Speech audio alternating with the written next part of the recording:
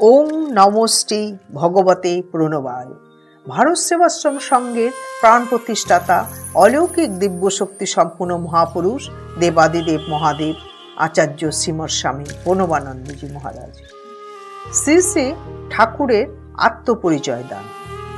Bhabani Dutta lane 22 ভাদ্র 1340। প্রায় সন্ধ্যা সমাগত, শরীর অবসন্ন, কিন্তু হঠাৎ যেন বিদ্যুৎ বীর্য চমকিয়া উঠিল। কণ্ঠস্বর পরিবর্তিত হইল। বজ্র গম্ভীর সেই রুদ্র স্বর, সেই হস্ত নির্দেশ, সেই চক্ষুর ভাব বিকাশ, হাত নাড়িয়া তর্জনী দেখাইয়া সাহিত্য অবস্থায় যেন অনল সদৃশ্য তেজস্বী বাক্য সকল উচ্চারণ করিতে লাগিল।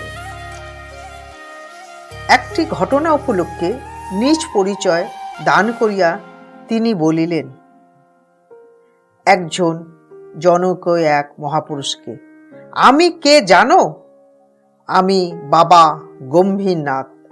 আমি ইচ্ছা করলে এখনই এই সূর্য মণ্ডল বিধ্বংস করতে পারি।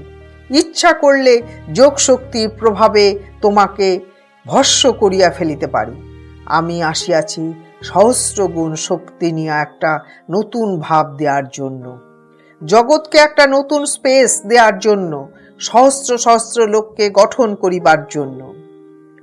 এইভাবে বলাতে সেই মহাপুরুষ একেবারে হাত দিয়া পা জড়াইয়া ধরিয়া জানাইলেন, আমি তাহা বুঝি নাই বাবা, আমায় ক্ষমা করো। এইভাবে তাহাকে তিনি আত্মপরিচয় প্রদান করিয়াছিলেন। দরকার হইলে কিভাবে নিজ বিক্রম প্রদর্শন করিতে হয় তাহার এই একটি প্রকোষ্ঠ নিদর্শন। এই ভাবের কথা দ্বারা তাহার প্রকৃত বিষয় বুঝিতে সুবিধা হইল। তিনি এই কথা বলিলেন না যে আমি গম্ভীরনাথজির চেলা। তিনি বলিলেন কি, আমি বাবা গম্ভীরনাথ। সেই বীরত্ব মহিমার তুলনা হয় না। আর সেই কথা কয়টি যেন প্রাণের ভিতর ঢুকিয়া মর্মবিধ্বংসী বাণীর ন্যায় অন্তরকে একেবারে বিধ্বস্ত করিতে লাগিল। সংশয়ে ছেদন করিবার জন্য এইরূপ মহামন্ত্র অব্যর্থ বাক্যবাণী একমাত্র ঔষধ। গিরি সম্প্রদায়ের ভক্ত সমসাময়িক জনৈক মহাপুরুষ একটা প্রাতে খুলনা আশ্রমে গিয়া সামান্য কারণে সঙ্গনেতা আচার্য দেবকে তিরস্কারের স্বরে কিছু বলেছিলেন। আচার্য দেব তখন কোনো উত্তর করেননি।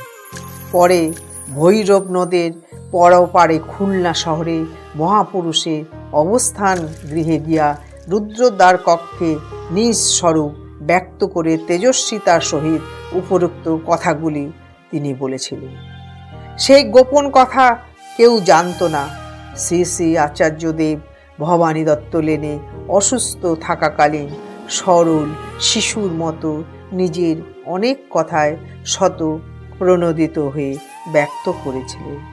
একদা এই কাহিনী নিজ মুখে তিনি প্রকাশ করলেন। ওম শান্তি। ওম গুরু কৃপা হি কেবলম। ওম গুরু কৃপা হি কেবলম। ওম গুরু কৃপা হি কেবলম।